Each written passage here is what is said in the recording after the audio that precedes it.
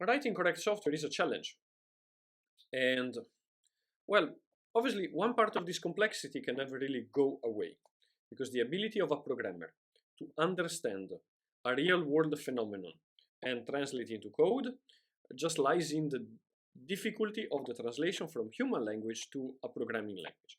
And because human language is less precise and makes heavier use of an implied context, and computer languages are hyper precise, nothing can be left to the imagination, well, I mean, that's an intrinsic challenge. And it's kind of funny because this also means that AIs don't really have the understanding of the context that is needed to replace programmers, because a programmer has a model of the real world, which an AI doesn't. So, yeah, this thing is very difficult, and it is intrinsically difficult. But after you understand what software you are supposed to build, the only context you really have that a programming language provides you is just a very basic mathematical context to build upon. And in this course, we will focus on the patterns that build upon this basic mathematical context to guide us. Like, you can write all sorts of code, but we want to build canals. Like in this swamp of possibly ugly code, we want to be able to build canals so that the water flows in a clean and clear predefined direction. And our ambition is to reach the point where we know the limits that guarantee that, thanks to type safety, composition, immutability, and a few other properties, we want code that just works. And the hope is that you will see that the usual frantic, panicky cycle of you write code, you test, you panic, and you try something else, etc., is not all there is to software development. That it is possible to turn programming into an enjoyable, predictable activity where you can reason reliably and produce results of quality with barely any trial and error. So there will be some magic involved. Now, let's talk a little bit about the issue of correctness. And I'm going to state that I'm actually just going to be lazy. I'm just going to type some comments in this file, because the rest of the course is just going to be live coding anyway. So I'm not going to bother with the slides. It's only this bit of the introduction. It's a bit theoretical. So, programming is often done with two things that are actually very damaging. An imperative mindset, and without thinking much about types.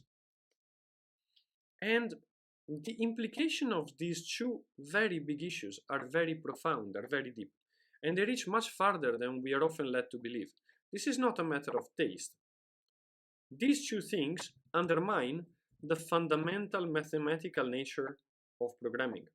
Working with an imperative mindset and without thinking about types is like an engineer working without knowing how much weight the different materials for foundations can support. You move into the realm of intuition, and intuition is unreliable when you do these two things, which we are used to do. We are even trained to do it from school. Now, imperative programming really focusing on defining how things are computed by thinking about memory and the way memory changes step by step. Let me give you an example.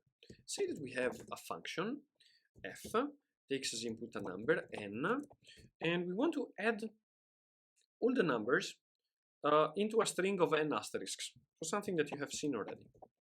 And let me indent with the correct number of spaces, which is 2. Okay, so I will define a string s, which is empty. Then I will return s, and of course the input is a number, the output of this function is a string, and then okay. Well, we could have an imperative implementation that says something like this: for I just want this to be called I. For I is 0, then I has to be smaller than n. I is incremented twice, of course. and then we say s becomes incremented by a single asterisk. This is a very small example, and obviously all of you are experienced enough to know what this does more or less by heart. But there is some cognitive overhead to this. Like, there are some things that don't belong to the way we reason about this program. If we think about this program, we say take as input a number n and return as output a string with n asterisks. This would be a decent definition of what the problem looks like. If you look at the solution, okay, now we have s, which is a temporary variable, an intermediate variable, and it has kind of a crappy name, and we could call it accumulator. Oh, accumulator maybe, okay, but still now you have to read an extra word and think, okay, because we accumulate the result on it. Then we have I. Yeah, okay, you all know that I is the typical iteration variable, but accumulator and I, where are they in the definition of the problem and the solution? They are just not there. They have nothing to do with the definition of the problem and the solution. It's extra stuff that our brain has to think about. And also, like this program, well, there are many ways to screw it up. Like, okay, what if you make a mistake? What if you get confused and you write a smaller equal than n? Oh, okay, now it's yes, one extra item of length. So you have to think about the sequence in which the operations happen. And you have to track these variables in your mind, like accumulator and I, and the sequence in which the operations happen must be very precise.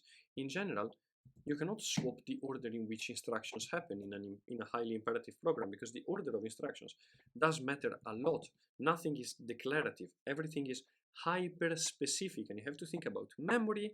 And to make matters even worse, you might even have references to variables that you share with other blocks of code that could also change as you execute your logic, etc.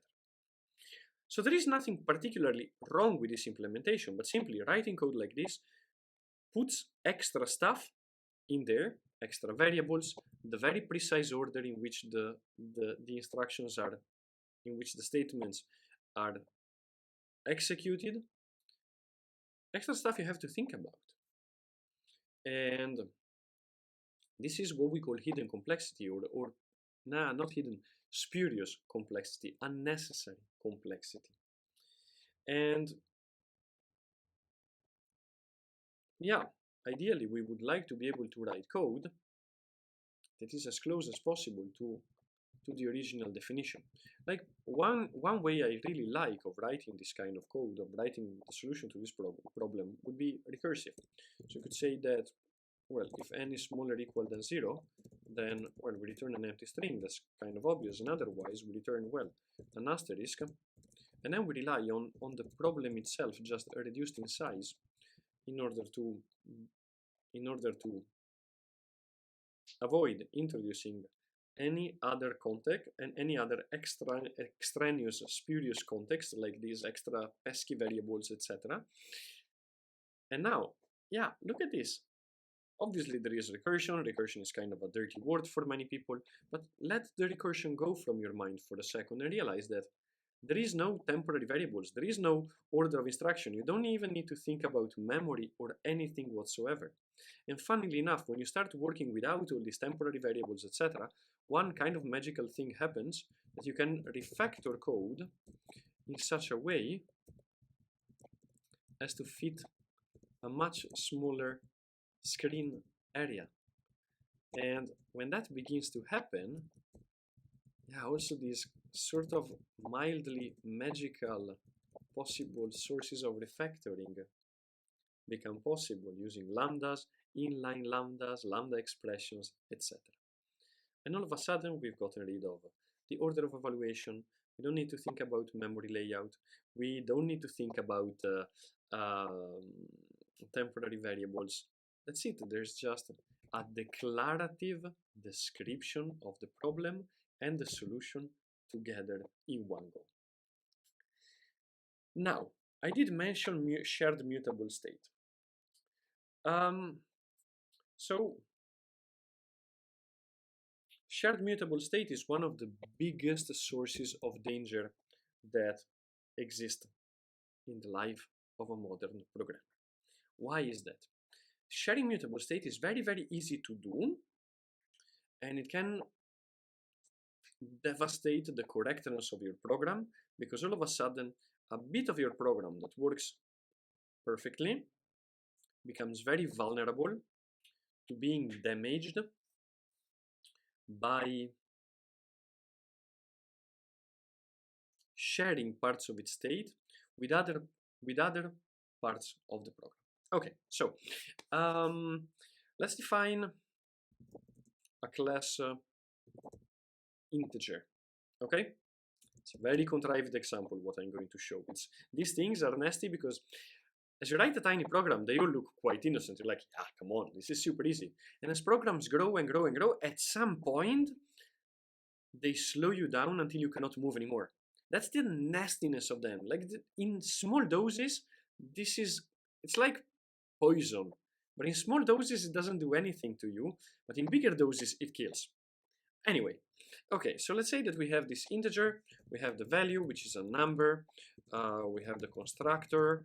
And in the constructor, we say this dot value is equal to 0. And we define a method, incr, which does this dot value is equal, well, this dot value plus plus, and decr, which does, as you can imagine, this dot value minus minus. Okay, we define an even counter.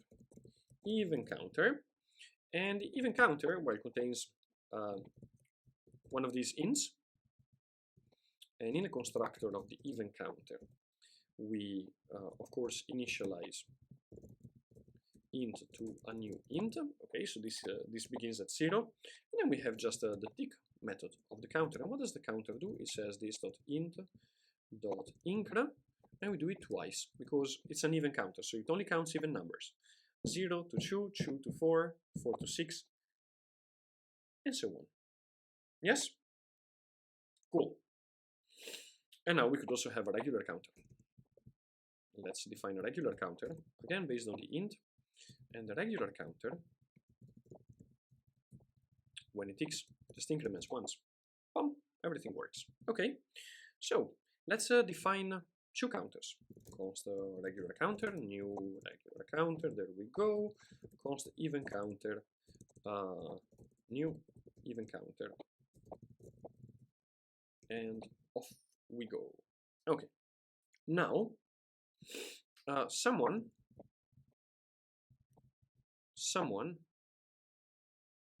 with the best intentions in the universe does the following: ec.int is equal to rc.int.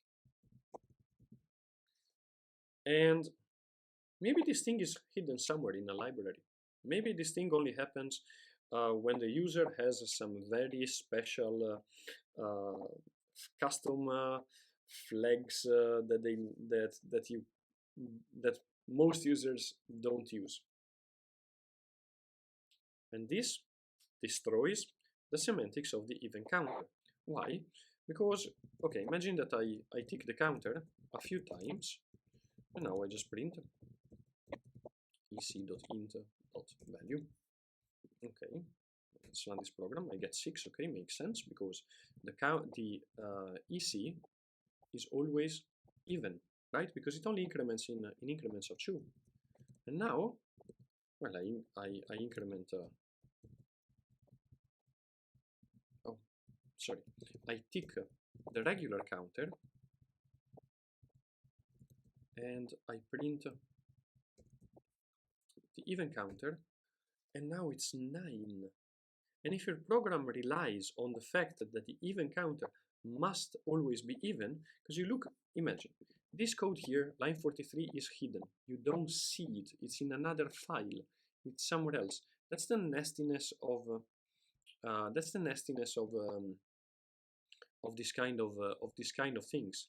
So sharing mutable state can give you a false sense of security because you don't see, and you don't want to think about the layout of memory and the fact that, oh, inside EC, there is a reference to an int object which is in the heap, and this has been overridden by the reference from the remote counter. But the remote counter has a logic on top of this reference mutable referred cell in the heap that is not compatible with the even counter. We don't think about this. And these kind of bugs are terrible to debug, especially because they can be intermittent. They can just be triggered by having something that, yeah, is not active always. Like in this program, it's always active, but imagine we had something like, okay, let's simulate the fact that it's a very special configuration of users. So let's say that this happens only 1% of the times. Then we have ec.tick 4 times, then we tick rc. Okay, let's run this. Okay, it's even. People even have a name for this. This is called an, oh, there was the bug. Okay, let's test this again, because the software seems to be broken. Okay, you test it. It works on my machine, it works on my machine, it works on my machine, it works on my machine, it works on my machine. There's a name for this. These are called Eisen bugs, because these are non-deterministic, apparently quantum-driven bugs. And they truly are the nastiest monstrosities possible. And in our case, we have written very little code, but usually the shared state will be a bigger, more complex data structure, and there will be a lot of code spread over many files that declares, uses, and decomposes this data structure. And just like in our case, you think about everything that happens to the even counter, you check the even counter, and then most of what happens to the even counter kind of looks reasonable, you know? Especially if you look at just this bit, if you focus on what's on the screen now, and this looks very, very reasonable. But testing isolated parts of the system, which is what we do, will not help, because the parts on themselves are correct. You need to test everything, and you need to enter every little bit of your code, every branch, and yeah, this simply makes testing almost impossible. And every developer has had bugs that don't reproduce when they test it. And indeed, these bugs have to do with data races or race conditions. They're difficult to diagnose and even harder to fix, actually. And the traditional imperative toolbox says, okay, then maybe you can use locks to manage race conditions or this kind of stuff. But actually, this is just an intrinsic problem of working with an imperative mindset, especially combined with shared mutable references.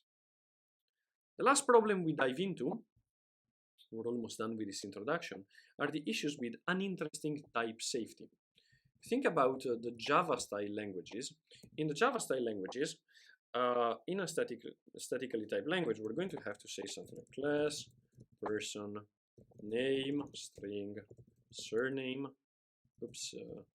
surname, string, then we have the birthday, etc. And you know, then we need a constructor. And in a constructor, we want to get the name again and the surname again. And then what do? We initialize them. This.name is equal to name. This.surname is equal to surname. And you know, you almost want, as you're typing this, and imagine there's 20 fields. Can happen in real life. Like sometimes you just have requirements, you need to store data in a given shape. The question that pops into your mind is, oh, are we there yet? Are we there yet? Are we there yet? And sometimes in the Java style world, we have a variable, and the variable, you know, let's say that we have, let me import the super useful, because we're going to use this quite a lot, immutable JS framework. Immutable. There we go. Okay, so let's say that I want to declare Java style a list of lists of person. So first the type, list of person. Okay, great. Well, let's also import it. Very good. Then well, we have to say, okay, it's a list of what? Of list of person. And inside, well, there's a a bunch of lists of person. So, well, first one will be the first list of person, and this would be a new person, and then we pass John and Doe, and oh, of course, well, this has to be in an array. Very good, let's fix it. Okay, now, one of the typical critiques that are actually fairly thrown at this style of programming and the Java style of programming is that you specify types a million times.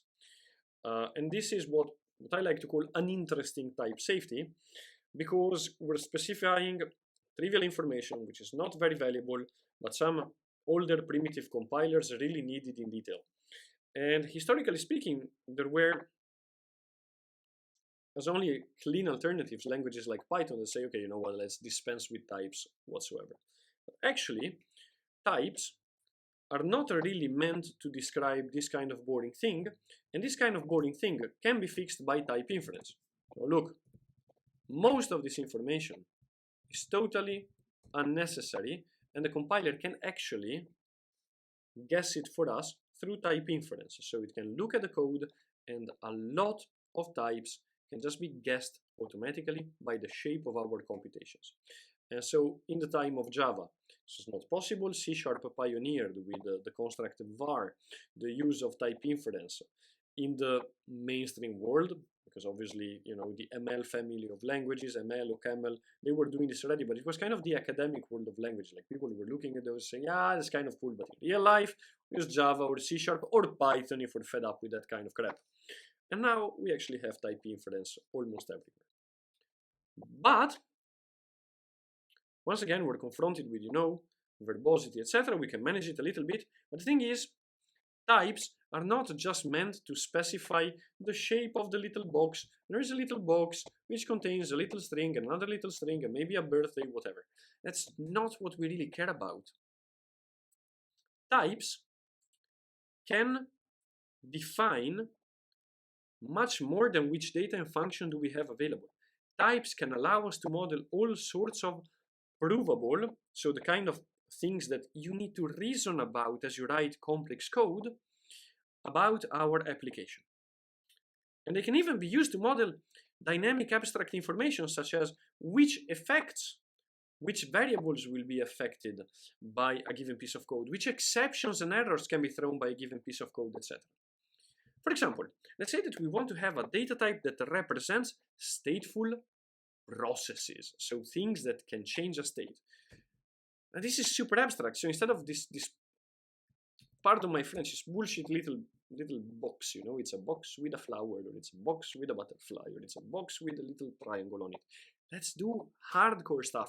I have a process, okay, a process, and a process, well, it changes state. Okay, cool. So it must have a state. Okay, and it takes as input this state. So let's call it a current state. Okay, great. And because it can change it, what does it mean change? We get a new state in return. Okay, great. And I want to say, okay, whenever this process gives us a new state in return, it can also give us some extra information. Let's call it the result of the computation. And I just called it A. Let's give it a better name. So this is the state, and this is the result. Okay, cool. And this thing that I just wrote is actually very powerful, like defining computations. And maybe we can also build operations on these computations. So something that takes an array of these processes and runs all of them in parallel, in sequence, in arrays, etc. But now let's say, wait a second, this process can give us errors of this type. Okay. So now we get either a state and result, or we get an error. Ooh, okay, look at this beauty. I'm going to put brackets here to make it clear, but it shouldn't be necessary. And now we can define, okay, maybe we have a bunch of processes, and they may all fail or be successful. Can we run them in parallel? And the first one that doesn't fail, that is the one that gives us the result, and the other temporary results are discarded. And do we run them like we give the state to all of them, the same state, and only the one that wins, that's the state we get, or everyone just can change the state even if it gives us an error? And we could say, okay, but even if the process gives us an error, it's allowed to give us a state back. So we get a state every time. Sometimes we get the result, sometimes we get the state and the error, or not. It's up to us to model this. So how do exceptions change the state, or do exception do not change the state? And so when you get the exception, everything that happened to the state gets discarded. This is insanely powerful, and you're free to model this. And then it's our first little taste of mathematical reasoning.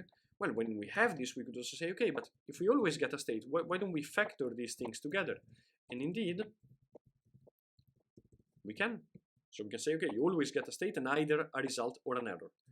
But not if the error has no state. In this case, we cannot do the compacting of our types. And much more. It will be possible to define, and this will be our focus, to get to the point where we talk about how do processes behave, how does concurrency behave, how does rendering and state management behave, because this is the complex stuff. So this course, in a sense, is not for the faint of heart, because it's not about the so-called hello world syndrome, where we make simple things easier and we don't care about the difficult stuff because, yeah, we're going to be doing something easy just in another framework.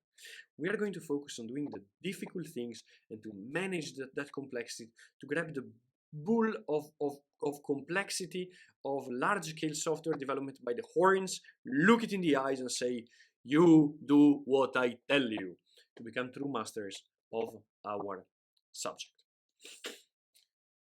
We're going to focus on a series of fundamental properties of code, which are easy to verify, in order to ensure that our libraries are well built without ever suffering from the issues we just discussed. So these issues, we will manage to build complex, rich libraries that are not affected by them, by the issues. We will model every construct we discuss with strong, useful, informative definitions of types, in such a way that a good compiler can always support the verification of the rich properties we want to enforce. We will never share state. We will never work in a mutable way, even though we will have mutability concepts. Like, we will think about a state that changes, but without mutable references that are super tough to reason about and to manage in practice. And we will focus on composability, the so-called Lego blocks. All of our code, all of our constructs, we will always ask the question, how can we make it so that we can compose it, click it, chuck it together with other blocks of code in such a way that if we have two small bits of code that do two things we want at the same time, it's always possible to join them together effortlessly. We're going to use Typescript. And you might wonder, why Typescript actually? Typescript has a very powerful type system, very decent type inference, higher order functions, and it's a mainstream language that can actually land you a job tomorrow. So its type system is so powerful that actually 10 years ago, 15 years ago, such a thing would have only been found in an academically inclined language like Haskell or Agda or Coq. And yeah, that would have kind of created the dilemma for me, at least as a teacher, that yeah, teaching Haskell is kind of pointless because, well, professionally speaking, at least, it's a very beautiful language. I did plenty in it. Because no one uses it. You can't land a job with it. So you learn it, you learn the concepts, and they're beautiful, but then you kind of float in this little bubble in the corner, in this little cloud in the corner, and then everything else in the real world happens in something else. Typescript, for the first time, gets all of these advanced concepts about types, composability, etc., and just makes it available. That's why I really like the language, actually. So that's why Typescript allows us to basically harmonize theory and practice, so that, yeah, actually the theory and the practice of programming and software engineering can interact richly and benefit from each other. Yes? And obviously there is one state, but it's not a shared mutable state. There is just one current state, which is what your user sees on the screen. But this is not a shared mutable state. It's just one big state of reality. And rather than one mutable state, you can see it as just one step in a chain of states. Like you have, so we're going to model the application as this infinite chain of states, like state at time 0, which becomes state at time 1, state at time 2, state at time, etc. And what we're going to think about is not one of them, of the states, but rather, what does the arrow look like? Better yet, what do all these arrows look like? Like, there's all these arrows that characterize how the state transforms over time. This will be our shift. The shift will be thinking in functions and state transformations over time, rather than here I have a state and it's all these variables and memory layout, etc. We will not think about that. We will prevent all of that from even being relevant and focus only on the transformations, which brings us to the fact that the computational model that we are referring to is in essence types and functions. So we start by defining a function as a generic construct that given two arbitrary types A and B, takes as input values of type A and returns values of type B.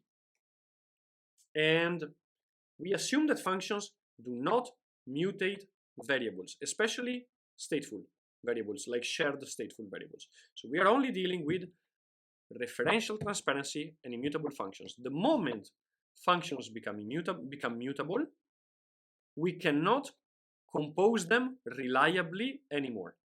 Now, what does a function look like? Let's define a simple type. Okay, well, it is generic, of course, because a function works for any type. It's from any type to any other type. And a function is callable, so it takes as input a value. I called it I, input, of type A, and it returns as output a value of type B. You want to be verbose, we can be more verbose, like input, output, and obviously, well, this variable is the input. Like, I hope you're not fooled by this. This is the variable on the left side of the column, and this is the type on the right side of the column. Okay, very basic definition. And let me define a so-called lifting operator, which takes a regular lambda and just returns one of these funds. Not very exciting, this, by the way, but, you know, bear with me, because it will become interesting in a moment.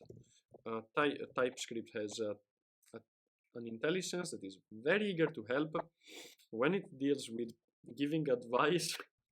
After you type the smaller than, it thinks it's a broken comparison operator and just goes off the rail.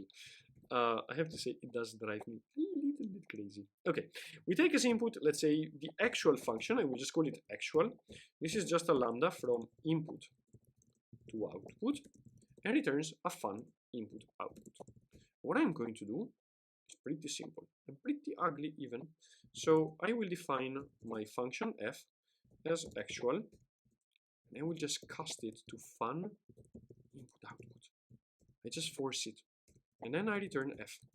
Say, because, well, basically fun now is callable, so the cast is actually safe. Like, there's nothing to do. This just works. Okay, and now we can say incr is a function, takes as input x and returns x plus 1. And, well, this is the place where TypeScript could steal a bit of the advanced type inference of ML and Haskell, but it's okay. Now, here TypeScript infers that x has type unknown because it just doesn't know. And here it doesn't see, oh, but you want to add it to a number, so probably it's a number. So yeah, it has no clue, and we get a compiler error that says, yeah, it's unknown, so yeah, what do you want me to do? We can fix this in two ways. We can say, okay, this is a function from number to number. This is a good way. It works. Or we can simply specify the input type, and the output type will be inferred, will be guessed automatically, because yeah, here we have a number, and knowing that this is a number, TypeScript can clearly see, okay, that's also a number, so cool. And if I say, for example, x greater than 0, well, okay, incr is a crappy name now, but yeah, it guesses correctly number boolean. So sometimes in the world of TypeScript, specifying the first inputs is enough to assist the chain of type inference so that it can guess everything else but how it all starts for us. Let's define a couple more. Let's say decrement, x minus 1, double, It always kills me, by the way, that double is yeah, it breaks the alignment. The inner OCD nerd inside me kind of dies whenever this happens, but anyway. And now let's say greater than 0, and this will be x greater than 0, and so on. Okay. Oh, and let's also define a negation, which takes as input a boolean and returns the boolean but flipped. True becomes false, false becomes true. Okay. Now, what do we have? We have functions from numbers to numbers. We have a function from boolean to boolean, but obviously we also have a function that bridges the gap between numbers and booleans in a sense by converting a number to a boolean. So we can see that we have, incr and decr. If these are numbers and these are booleans, incr and decr, they all operate here from numbers to numbers. And then neg goes from booleans to booleans. But greater than 0 is from numbers to booleans. And obviously you could also turn a boolean into 0 and 1, so you could do the opposite. So there's this network of relations between types and other types, and these are the functions. They jump from one type to the next, or maybe from one type to itself. The most important principle that we will carry around with us, like our guiding torch, flashlight, that allows us to see through the darkness of the dangerous forest of programming, is composition. The basic idea of composition is that given two entities of some structure, some compatible structures, we can compose them into a new one, and the new one can be used, and it contains all the properties of the two entities, but it looks like just one entity from outside. So it's kind of like saying, okay, most physical objects are not composable, because usually if I have, two spoons, I can't really join them together and say this is a mega spoon and you can use it. Like this you cannot use, because physical things, they are constrained by dimension. On the other hand, I actually can take liquids are more flexible in a sense. So what I can do is I can take two glasses with liquid, and I can actually compose them into a single glass with, well, more liquid. And in a sense, the structure is always the same, because I have one glass of liquid and another glass of liquid, and I compose them together into something that is structurally the same, a glass of liquid, but the amount of liquid, the content, is more, because it comes from both. So liquids are more flexible, like solid objects are hard to compose in the same way.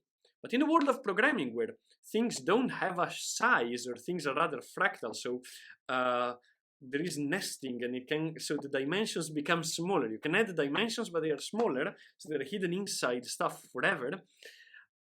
We can compose things like liquids without even the perception that amount has grown. Actually, it does grow, because the more instructions are hidden inside a composed object, the more time it will take. So our liquid that increases in amount happens to be the time needed to perform the computations. So there is the amount, but not in the sense of the results that will come out of these things.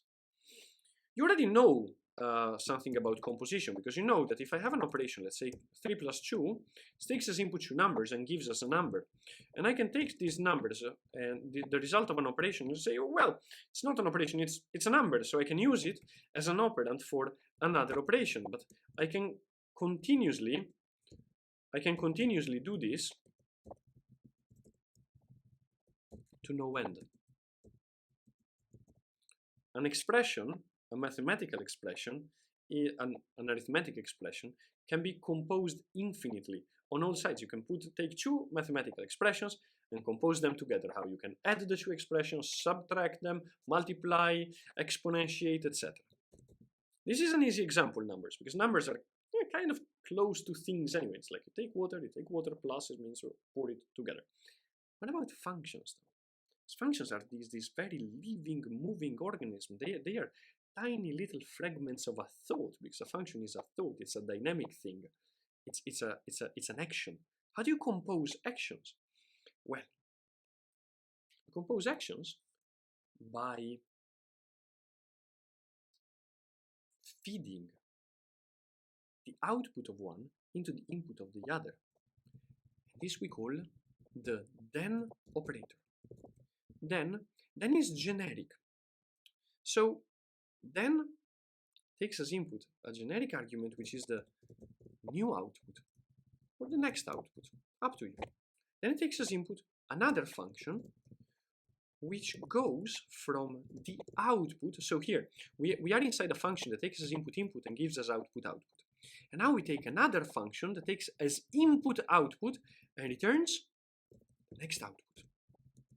And the result will be a function from the original input. So we don't have this input yet. We're not running any functions. We're just gluing functions together. And it returns the next output for us. And I see that I'm missing an error. Or perhaps... no. Then it has to be lambda. No matter. Okay. Now, this cast is unsafe. We can define, well, the then function. And what will this look like? Well, we take the next output. Of course, we have this. Well, when we declare a function, we can say that the object upon which the function is called, we just call it this, and we know that this is a function from input to output. Then we have the other. Well, by all means, let me copy this because I so don't want to type this. Just some good old-fashioned laziness. And then, well, obviously, now we have to return the function from input to next output. So now we create a new synthetic function, which only job is to wait for the input of type input, because we don't have this input yet.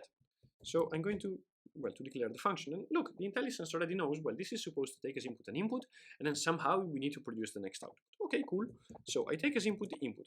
Notice I don't need to specify the type, because we know that the type is input. We know it from the context. That's type inference. Type inference is good, and it works very well with functions. Okay, now we have to find a way to return a next output. We have this, and we have other.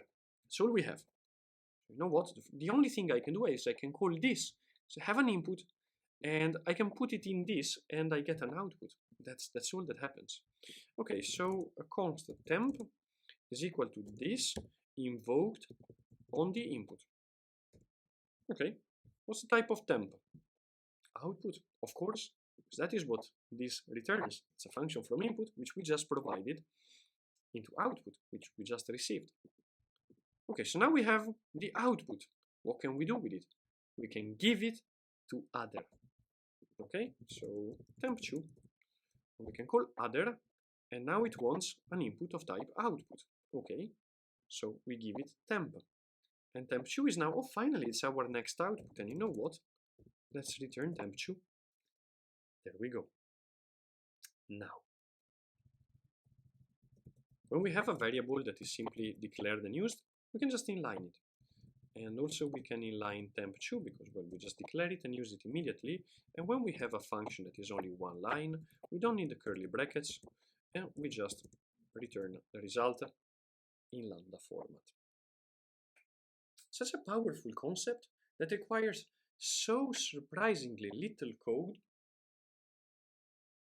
Also syntactically.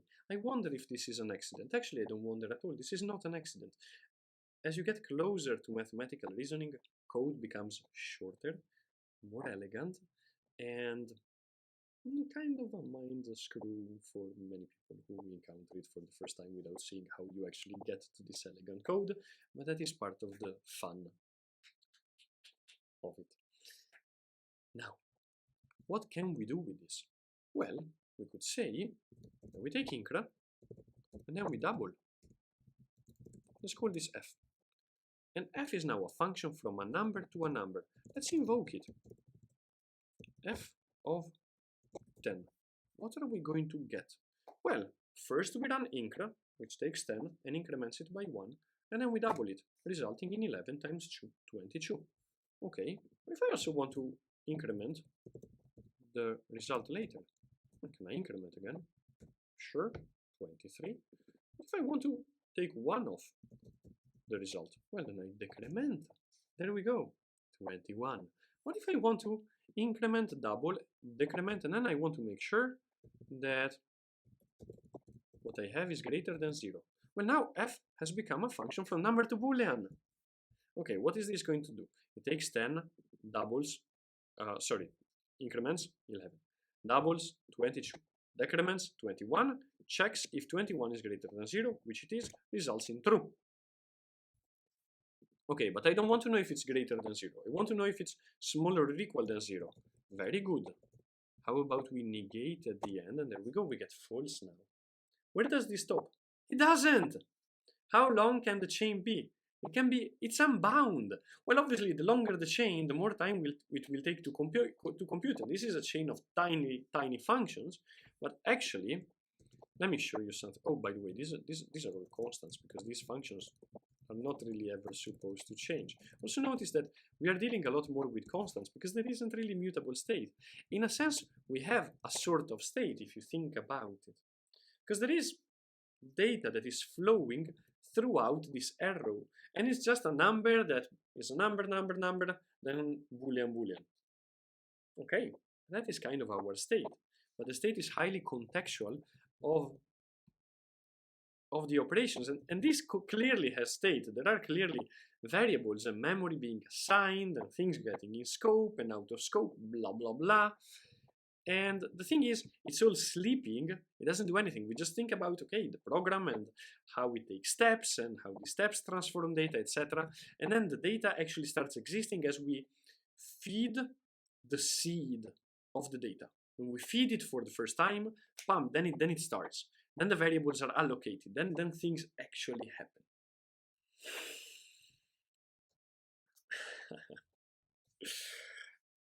All right. Now,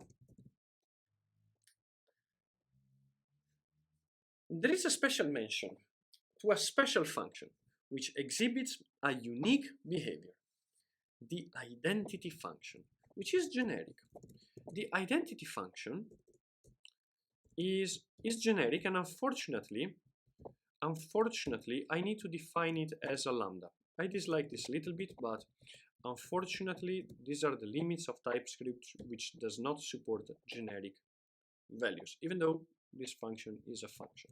But to Typescript, it looks like a value. The generic identity function, oh, well, okay. The generic identity function does nothing. It takes as input a value of type S, and returns the same value of type S. And you might wonder, what the heck? What's the point of this? One might wonder, what is the point of the number 0? Well, would you give up a number 0? Would you decide that the number 0 is unnecessary because it represents no values, so we stop with it? No, you wouldn't, because we need number 0. Why? Because sometimes you just need to say, okay, you want a number from me, and well, I don't have anything, so I can give you a number that represents not having anything. And as we deal in functions, then sometimes we just need to represent a function that does nothing, because these are actions. Functions are actions, and sometimes, well, the action of do nothing, just wait, sit on the couch, relax, enjoy life, that's identity. And identity means that when we do something like incre, then id, this is identical to incre. And also, if we say the opposite, like id, then incre, okay, and we need to tell id that it's on numbers because it cannot guess on the left, but on the right it could, because it already had context from incre. Well, id then incre is also identical to incre. So it's the identity element when we have an operation like then. So it's the identity always with respect to an operation, you know. So there needs to be an operation, and in this case, the operation will be the then operation. The then operation is, in a very strong sense, highly comparable to multiplication. We multiply functions. It's quite related.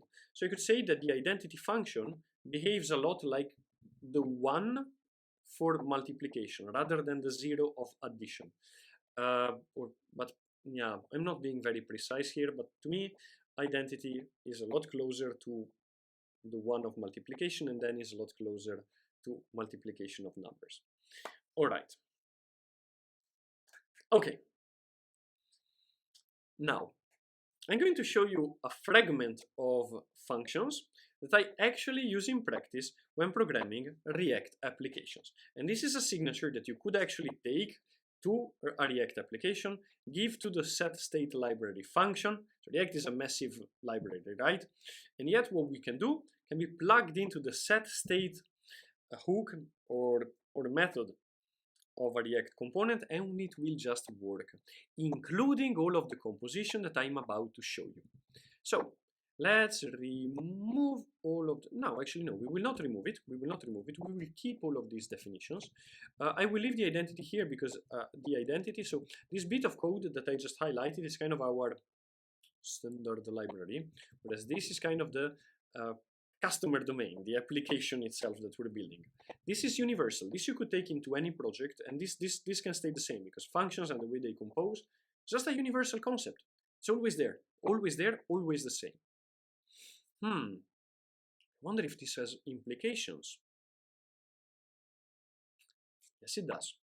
The implication being that everything you can build on top of a universal library that is always the same is complexity that you take from the application domain, where there's plenty of custom, complicated stuff the customer has to explain it to you, and you take a bit of this, not all of it, just a little bit, and you move it to the mathematical domain, where things are absolute and unchanged.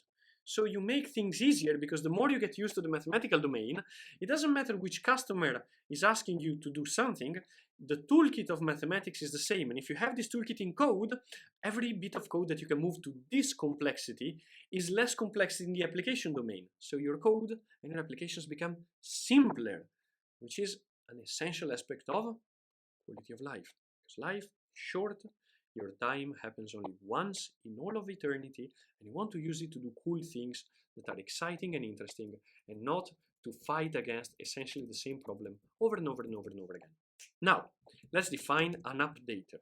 An updater is a special function that takes as input a state, so that the state is there, you know. Just think about state as something that functions, process, rather than a variable that mutates. And that's it. And an updater is a function from the state to itself. The identity is an updater, by the way. It's the simplest updater possible. So the identity is the identity of functions and also of updaters. And because updater is an alias, updater also has the then operator, which is particularly interesting when we compose updaters. So if we have two updaters and we compose them together, what we actually get is an update. It's just a function. It's a subset of very special functions. Let me show you what I mean. Let's say that there's a class. So this is application domain. So I'm going to draw a line here, and the line separates. So here, what we have is the universal library, and here under, I have the customer specific stuff. This is not universal.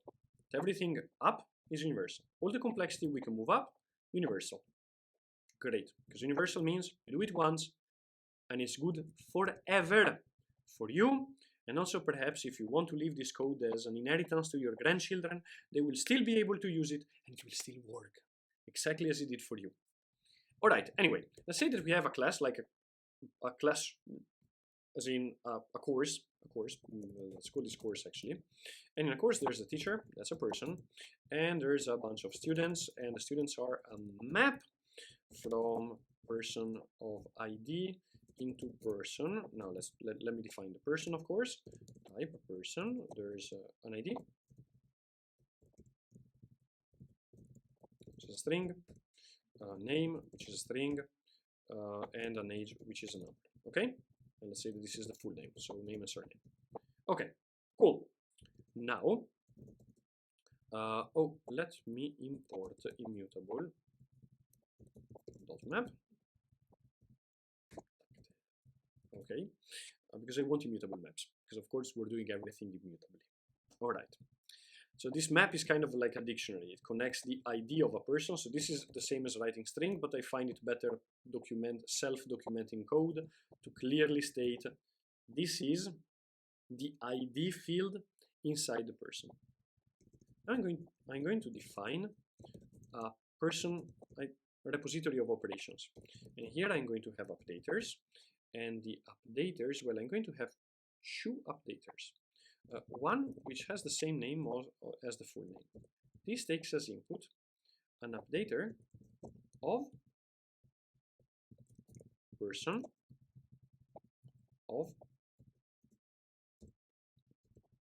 full name and returns an updater of person. Okay. Now, what does this mean? It means that you tell me what you want to do on the full name. So this here, the underscore is a function. Let's call it field updater. It's a function that will take as input the current value of the full name and produce the next value of the full name. What does it do with it? Can rewrite it completely, can add a space to the beginning, to the end, capitalize it, make it, but we don't know. It's just something that changes the full name. Then we create an updater that embeds the field updater into an updater of person, something that takes as input a person, and does what? Well, let's take, oops, well, we want to, oh, of course, well, I create a function because an updater is a function. Let me see if I can get away with stating that the constructor of updater is the same as fun. Okay. Yes, because I like more just, I mean, it is the same anyway, but I like specifying that, you know, I'm dealing in updaters here. I also prefer to define the updater actually as a completely separate type with another than operator that is basically the same as the function, but also not really quite. Okay, so I take as input the person, and then I'm going to copy everything of the person, because the updater of the full name does not change the ID, does not change the age, or anything else we might add in the future. But it does change the full name. How? Well, by simply calling the field updater on person.full name. That's it. So basically this updater makes a copy of the person, makes a copy of the ID, makes a copy of the age or anything else, and does whatever the field updater wants on the full name. And it creates a copy of the person. Everything, every new state is created immutably. Okay, well, other updater is going to be the age. Now let's replace this. You can actually sort of automate in a sense, so that it is possible to actually define some constructs that save you from rewriting this kind of thing all over again. But also just even like this, very straightforward pattern. So it's kind of zen, even if you have to, you know, write it a million times, it's actually kind of okay. Now I copied this into the course, and now, okay, what about the course? Well, we have the teacher, and okay, this is an updater of a course, and of course, well, this is all broken. You can see that the pattern is kind of the same, because now I simply have to rebuild the course, but by passing the teacher to the field updater. And I can also define another field updater for the students. And well, guess what? It's going to be students. And here we get a compiler error, of course, and there we go. Okay, cool. Now, how does this work? Well, what I could say is, well, let's define first a trial person. So let's define a teacher, and I will make this slightly autobiographic. So the teacher will be GM, the full name. Oh, let me put the type here. It is clearly a person. Full name will be with title, Dr. Giuseppe Maggiore, the doctor. And at the time of this course, I am 38 years old. Not 40, 38. Important difference. Okay, now, what can I do with this? Now, actually, let's say that not a doctor, and yet I want to add doctor. So let's define an updater over strings. So doctorify, and this is an updater, takes as input a string, let's call it S, and simply puts doctor in front of S.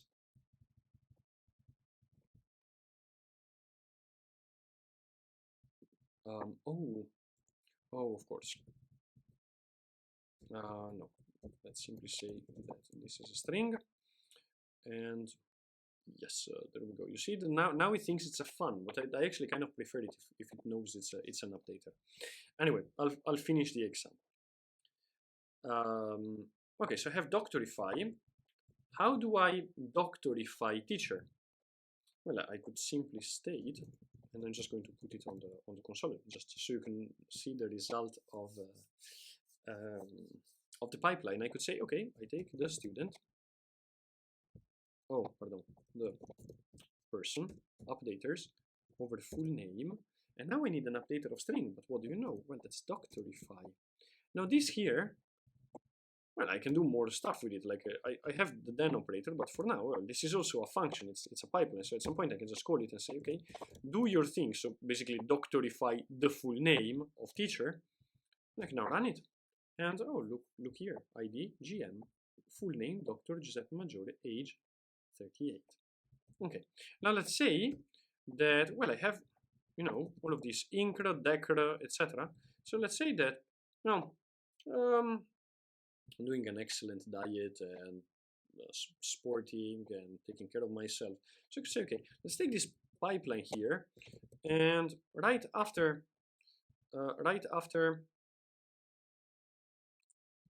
doctorifying the full name, I actually want to take person.updaters.age, and this one I want to decrement twice, because I've been taking care of myself. So basically, it's as if I were 2 years younger. Let's run this. Oh my god, look at this! The full name is Dr. Giuseppe Maggiore, the age is 36. Just like magic. And why is this possible? Well, it is possible very trivially. Well, of course, first of all, indentation does help a lot when doing these things. So, well, especially when working with multiple levels of indentation. So this would be a reasonable form of indentation, by the way.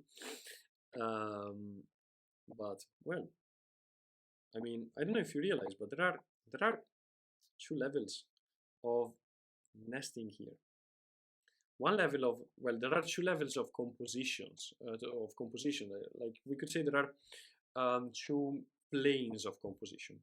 One is inside the age. Here you can see that we're creating a double decrement, and then we are embedding this double decrement in the age updater of a full person. And then obviously there's the composition at the level of the person. Like we have the composition at the level of the person, that's first the doctorify, and then, first something on the full name, something on the age. We just join them together because this is an updater of person, this is an updater of person, and we can just do one after the other. And we still get an updater of person that does two things. So one to the full name, one to the age, but it's still an updater of person. Like, the glass of water, put it together, still get a glass of water with more stuff. In this case, this does one update, this does one update, this does two, but they're all updaters of person. But also the updater on the age, so in the fractal, in the nesting, so you have to actually, zoom in, open the nested hidden dimensions, and still see that also here there is a composition. But this is, I like to call this a vertical composition, whereas this is horizontal because it's on the same plane, and this is vertical because it's from smaller to bigger. And also this would be vertical. So you have actually a horizontal composition in the number domain that is then vertically composed into the age domain. But now I'm going to add another layer. Okay, so now I'm going to actually create a course. So instead of having the teacher here, actually the domain of values actually comes later. So here we have the domains of functions, like the smaller, let's say the smaller transformations over our domain of data, and then we have the actual data. Now, I'm going to create a course without students for now because, well, I mean, do forgive the laziness. And here there will be a teacher, which will be, and I'm just going to inline this. And I just say that the students, and this will just be an empty map. Okay, everything is happy.